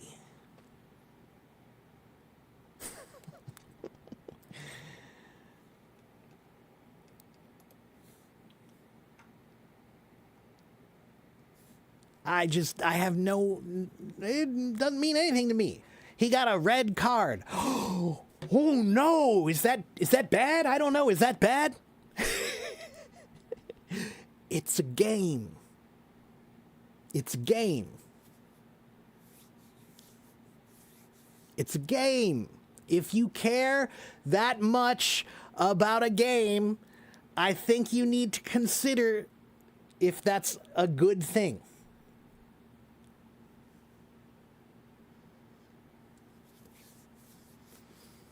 I'm not a big fan of any sports. I have no time for sports. I just don't. They're not important. Nothing that happens in any sport is important in the world. Any game that is won or lost, it's not important. I don't care. It's a game. I don't care.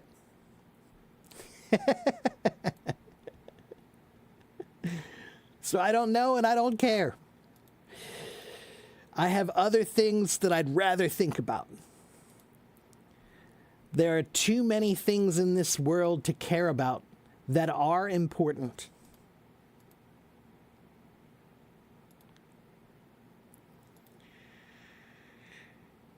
Let's see. When learning about William the Conqueror, you found Bluetooth was named after Viking the Herald Bluetooth. That's right. Yeah, even the symbol, the B, that comes from Viking runes. They have a bunch of Viking runes that we have used for various things, but the Viking Bluetooth rune is from Viking writing.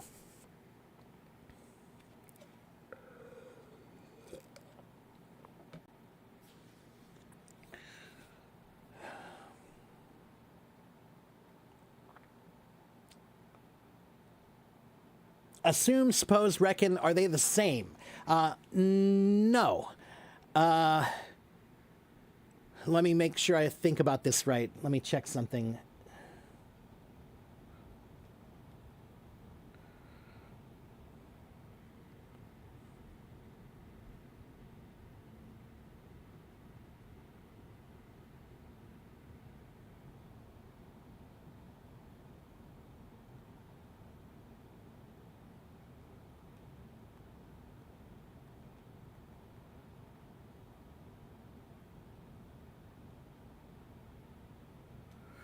Okay, so suppose and assume and what was the other one?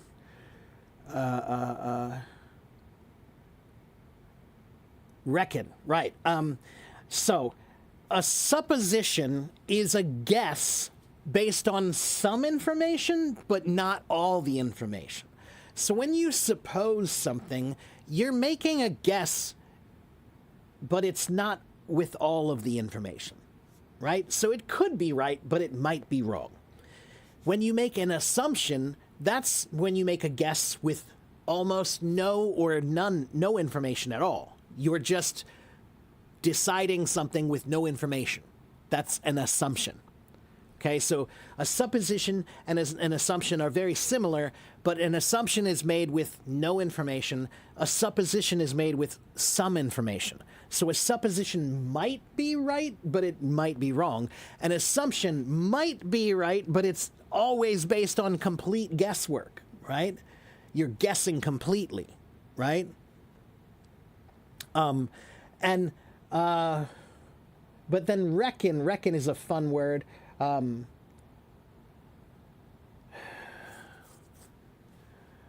Reckon is informal, and not everyone uses reckon anymore. It means that you have a personal belief or a feeling or a calculation. So if somebody stops and says, hey, how far is it to the next gas station? Maybe I'll say, oh, I reckon it's about 2 miles. That means I calculate or I believe or I think it's about 2 miles that way. All right? So to reckon is a word that just means to think or believe or feel. Okay? And that word, reckon,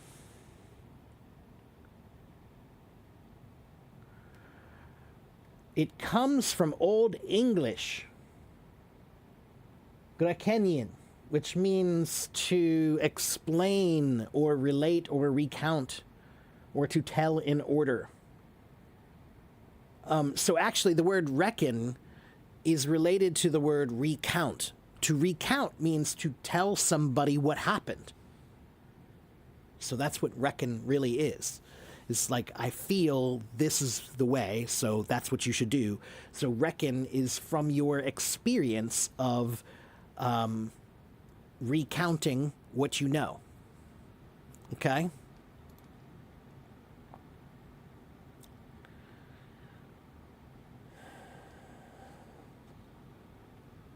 Would I mind pronouncing this word, consigliere? So that word is actually an Italian word. It's not an English word.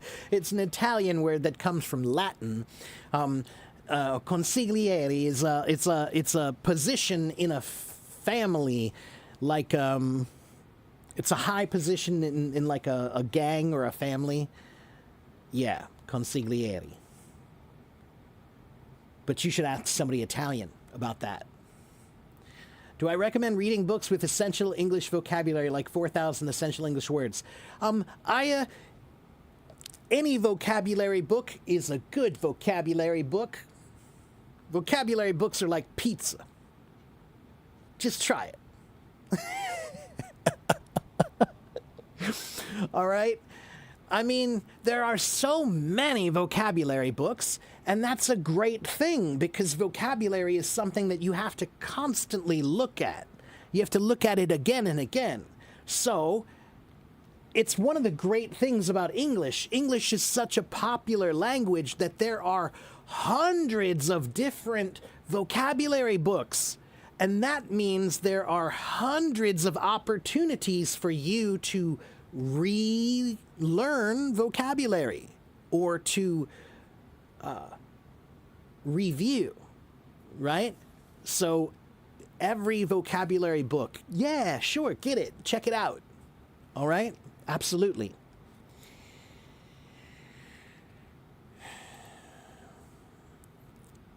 I'm sorry, guys, I'm not a sports person. I am not a sports person. There are millions of guys out there that you can go to and they talk about sports all day. All right? There are so many guys that talk about sports all the time. Not this guy.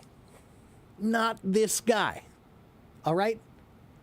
I have no interest in it. I don't know anything about it either. Do you know why? I've told this before, but I'm going to tell you. Your brain is like real estate. It's like a piece of land. It's like a piece of land, and you have to buy property.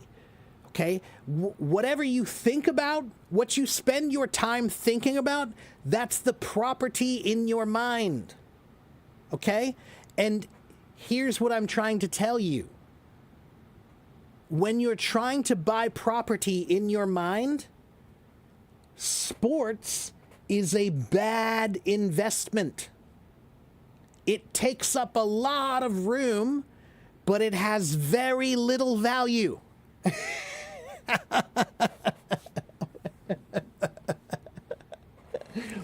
All right? So I don't buy any sports properties up here. I don't have soccer properties. I don't have baseball. I don't have basketball. I don't have football or golf. I have no sports properties up here. None. Zero. I have lots of music properties and language properties and history properties and science properties and art properties. I've got lots of properties for those things. I have no properties for sports.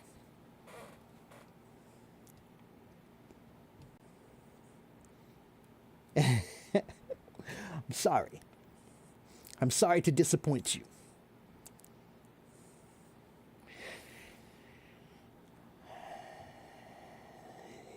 Salah says, I was a really big fan of soccer and I was concerned about football too much. Now I really don't care about it too much. I think that's healthier. I'm not telling you you can't have a hobby.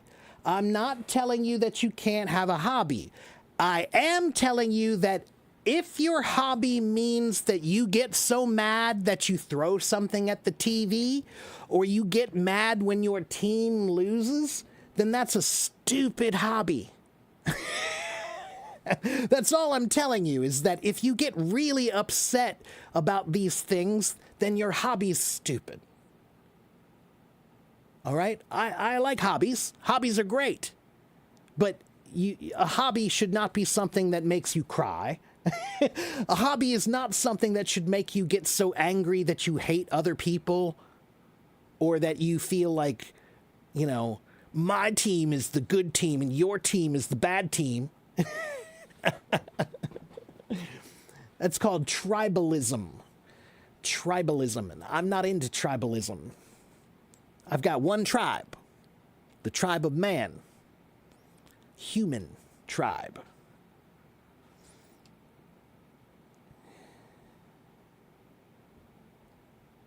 Okay, let's see. Yeah, to presume is similar to suppose. Yeah.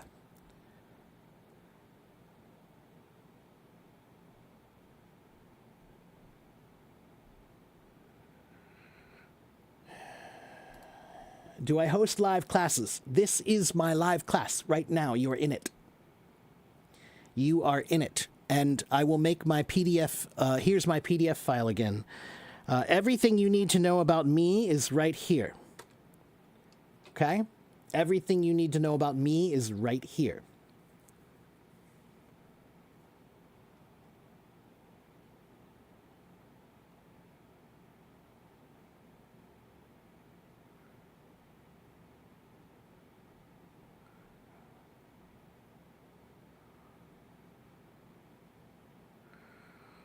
Okay, let's see. Thank you, Teacher Sarah. Waleed said he can't leave his comments in here? Oh, that's weird. Waleed, if you're there, Waleed, you got to talk to Hello Talk, man. I can't help you. I wish I could, but it's, that's an app problem. You got to talk to Hello Talk. What's the difference between mull over, contemplate, consider, and ponder? Miriam wants to know. Okay, so let me think about that for just one moment. Mull over, contemplate, consider, and ponder. I kind of think that the first three are pretty similar. Wow, that's a hard one. They all could be used interchangeably sometimes. Okay, so I could say, let me mull over this thing, let me contemplate this thing, let me consider this thing, or let me ponder on this thing. Those would all be pretty similar. They're really only different in tone, right? So if I say mull over it, that's very folksy. It's like common, right? Let me mull over it. It's very common, right? And when I mean common, I mean like the common people say that, right? It's not a formal word. It's casual. That's what I meant. Contemplate is a little more formal, right? So if I say let me contemplate this, that's a more formal way to say let me think about it. Okay? Let me consider. It's kind of right in between. Okay? Mull over is very casual here. Contemplate is more formal here, and consider is kind of right in between. Then there's the last word, to ponder. Ponder means to think about something, but it's not a word that we use very much anymore. Not that you can't. You can. You can still use the word ponder. I'm just telling you that it's not as popular anymore, right? But sometimes that's why you should use it, because it's interesting, because people don't use it. So that's why it's more cool, in my opinion. Okay? So sometimes don't be afraid to try using a word. Just because some people don't use it doesn't mean you can't use it. Right? You can. You can use the word ponder if you like it. All right? Okay, let's see. Learning English. I've got to go through all kinds of topics to build up my vocabulary. I don't really like that approach, just saying. Well, Sergey, vocabulary is topics. That's what vocabulary is. It's nothing but topics, man. So, I think you're thinking about vocabulary the wrong way. You're thinking about vocabulary, each word. But you need to think about vocabulary as more like colors. Okay? When you see purple, there are many kinds of purple, from light purple to dark purple. When you see red, there are many kinds of red, from light red to to dark red, right? So that's kind of how vocabulary is you look at one area of words, and those areas will overlap, right? So here's one area of words with sports, but then here's another area of words with health. But there are some times when those words actually do overlap, right? So some things about health are also the same words in sports, right? So learning vocabulary is more like learning a color palette. All right? Do I play sports for my health? Anna, no, I do not. I'm 50 years old.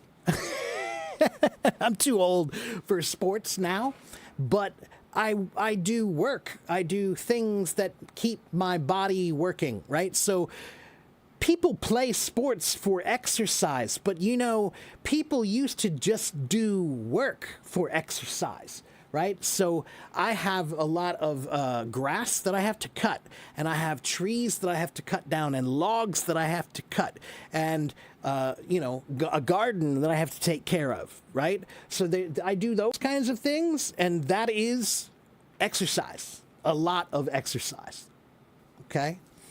And I'm also lucky because the instrument that I play, the musical instrument that I play, is very much like a sport. It's very active. To be a drummer, drumming is very, very physical. So, you know, I'll practice drums for 3 hours. That's really good exercise. Okay. Sports activities are strictly related to being healthy and productive. So, Alexander, if you're doing sports for health and you are doing sports for being productive, great. But if you're doing sports to be a hooligan, if you're doing sports so that you can say, my team is the only team and your team sucks, and if I see you on the street, I'm going to beat you up because you like that team. That's stupid. Right? So doing sports for your activity is great. But if you want to know something funny, the word competition, what does competition mean? What does compete mean? What does the word compete mean? I'd be a great hooligan. Compete means rivalry, Parisa says. What does compete mean? Everyone, compete. Playing against other teams. Anyone else? To compete?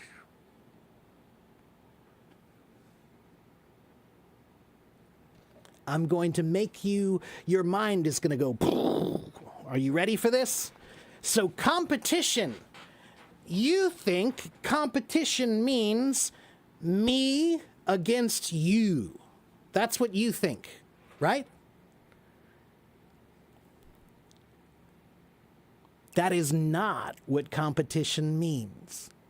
The original word competition comes from the Latin word competere.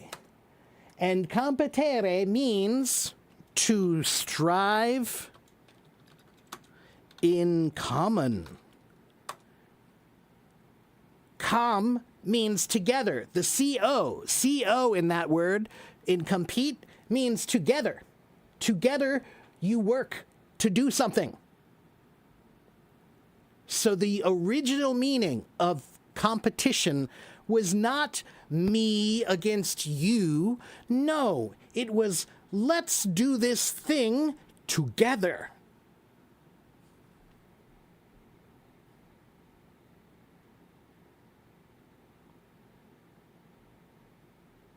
Com means together. Petere means to seek, to try, to strive. So the original meaning of compete was to work together to do something. Now, it could be a game, right? But it was a brotherhood. It was something that you did together, not against others. But we made it this way. Why did we make it this way? Why are sports now not like that? Marketing. Because it's much easier to sell tickets if it's me against you. It's much easier to sell tickets if they make you believe that your team is the good team and the other team is the bad team. Yeah, but competition is really more like in the music business. In the music business, there are many bands, right? There are millions of bands that play music. And guess what? I have never seen a band compete with another band. I've never seen a band go like, hey, we need to be better because this other band they're going to be better than us, so we need to be better than them. We need to make sure that we beat them. I've never seen that. Nobody in the music business is like that. We try to be as good as we can, but we're not trying to beat someone else. Alexander says, what about beefs? That's the same. Yeah, you're right. That is the same. But I'll tell you what I think about beefs. I think that's insanely stupid and childish. So anybody who's beefing in a music, grow up. Not everybody beefs in music. Okay, beefing in music is that's like this much music. All right? And it's childish. It's stupid. I hate all of that stuff. Grow up.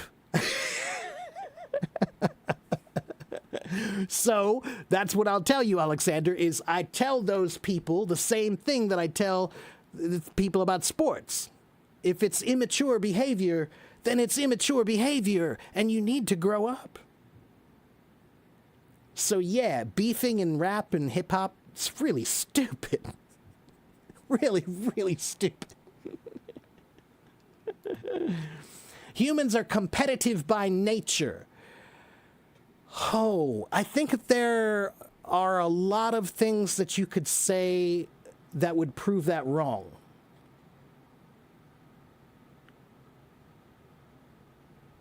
Most of the things that humans have done, we have done together.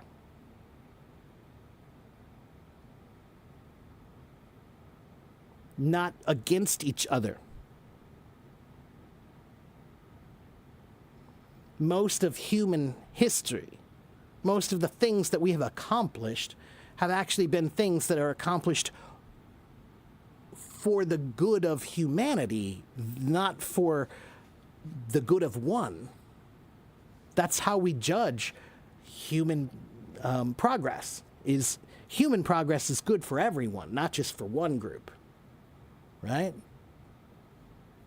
So humans are competitive by nature. I don't know that that's always true.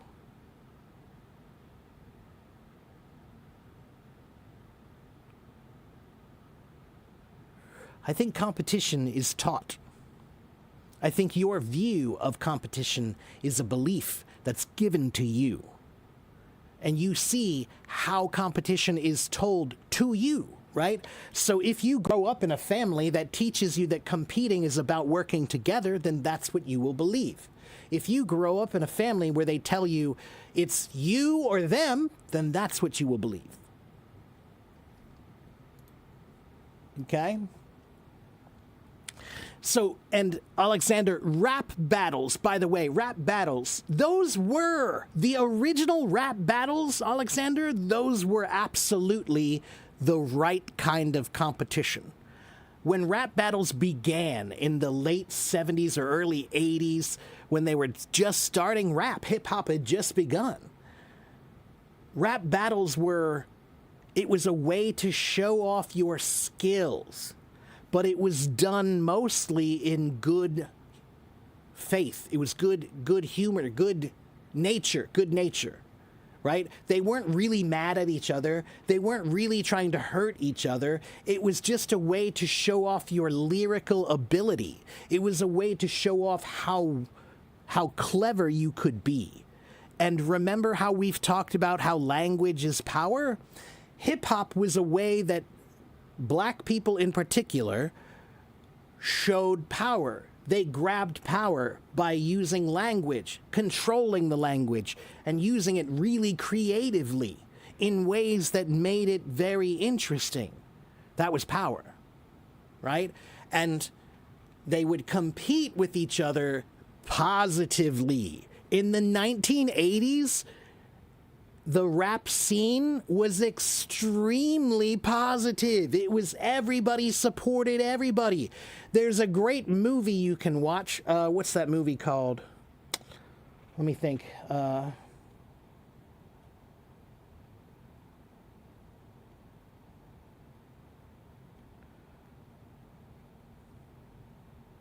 It's called... Oh, no, not that one. Krush Groove. No, way before 8 Mile. Krush Groove. Krushgroove. Krush Groove was a movie that's made about the 1980s and the beginning of hip hop. Okay? I mean, it's a fictional story. It's not real. It's just like a pseudo documentary, right? But it shows the vibe. It shows that there was a positive vibe of supporting each other. That it was like hey, there's competition, but only to bring each other up, not to bring people down. Right? Competition that brings each other up, that's good competition. Competition that brings people down, that's not good competition. Yeah. Krush Groove. Great old movie. All right. I'd be a great hooligan. That's a funny thing to say. The word hooligan, the story of the word hooligan is that it comes from a family, an Irish family named Houlihan. The Houlihan family, and they were a famous family that got drunk a lot and got in trouble a lot. And so the Houlihans were always in trouble, and the word hoolihan became hooligan. So people who get in trouble at the sports games, they are called soccer hooligans, football hooligans.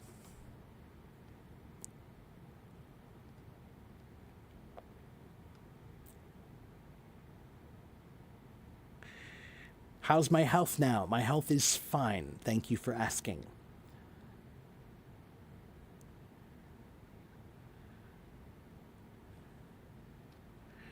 Business. I couldn't care less about sports anymore. Me too, hero. Give me 5. I'm trying to say, come on, guys. Isn't there anything else to talk about, guys? Guys, really? Because you're a guy, you have to like sports? Really? That's how it works? All guys must like sports? I don't think so. I don't think so.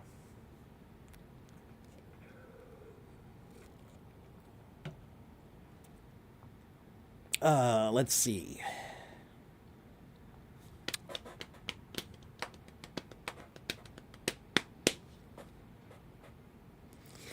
Life is too short to be so boring.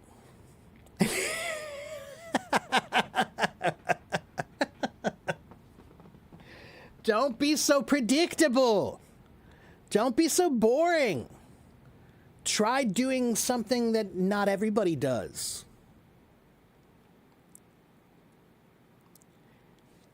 Here's a question that you can ask yourself. Do you like anything that no one else likes? Or do you only like things if everyone else likes them too? Because if you only like things if everyone else likes them too, then you're a coward. You're a coward. You're afraid to say what you like. You know? So what that means is in life, there should be a few things that you like that not everyone likes. There should be a few things that you do that are different than other people. That takes bravery. If you're just like everyone else, then there's no bravery in that. There's no bravery in being someone else. Write that down. There's no bravery in being someone else. Being yourself. Now that takes bravery.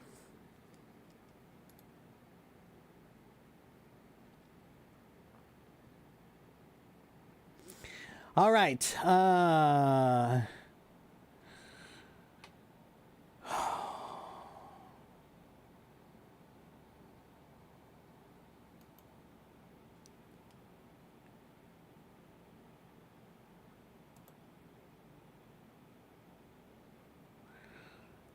Jack, 如果你要说，你可以说I like your teaching.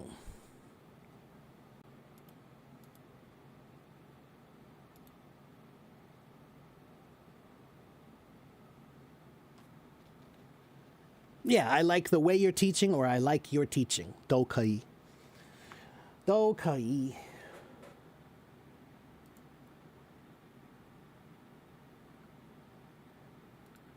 Okay, guys, guess what? It has been 2 hours and 10 minutes.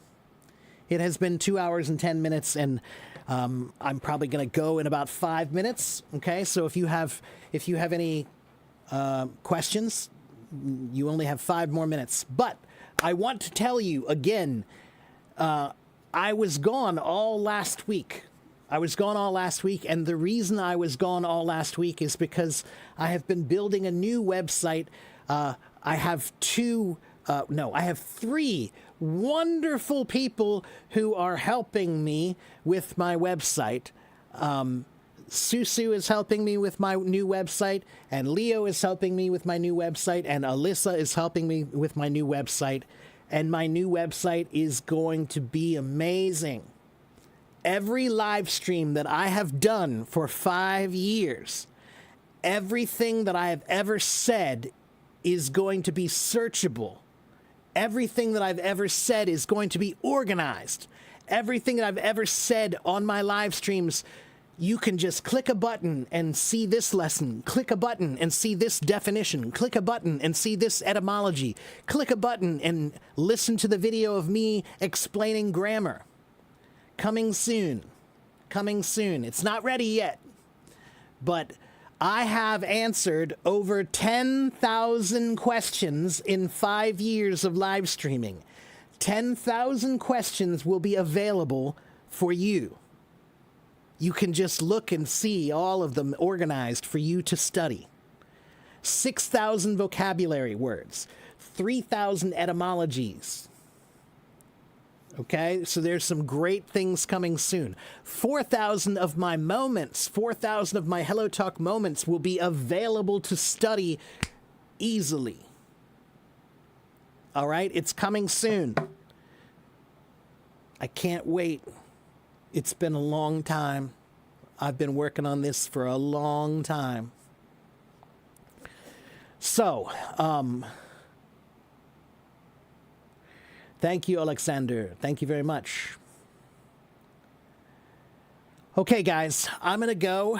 I'm going to have some lunch, and I'm going to start working on my my website stuff again. But yeah, Hero, it's amazing, man. 5 years, 400, it's about 450 of these. 450 live streams just like today. So if you think today was good, then there are almost 450 of these, and now it's all searchable by AI. I've turned my website into a personal AI database of all of my knowledge. So you can subscribe to my new website and study English in a new way better than you've ever studied before.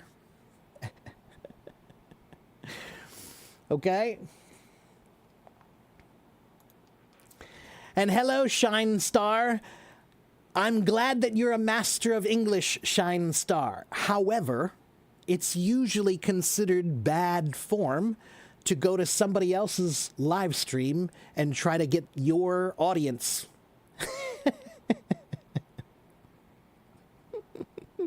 Okay, Shine Star, but I don't mind a little competition. Since we're talking about competition, I don't mind a little competition, so here's what I will tell you. Go ahead and sign up for Shine Star's page. I don't know him. I don't know him at all, but he says he's a master of English, and he'll help you all for free. So go ahead. Or you can come here where I have been. I have been on this app for almost 13 years. I have been live streaming here for about 5 years. I have about 90,000 followers on Hello Talk, and more than 1,200,000 people have watched me to learn English. Okay?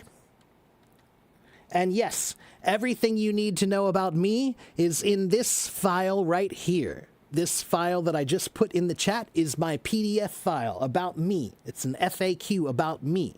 So if you want to know my live streaming schedule, check that file. If you want to know who I am and what's my background, look at that file. If you want to know my YouTube channel and my website channel, or my website address and my blog, they're in there.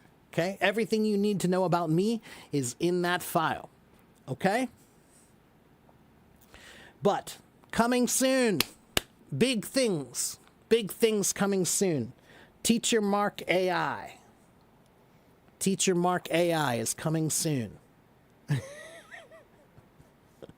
24 hours a day, you can see what Teacher Mark thinks.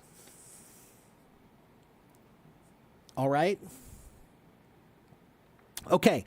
Thank you guys for watching. Thank you for following and participating. I'll be back tomorrow, and maybe tomorrow I might give a short preview. Tomorrow I might give a short preview of my website.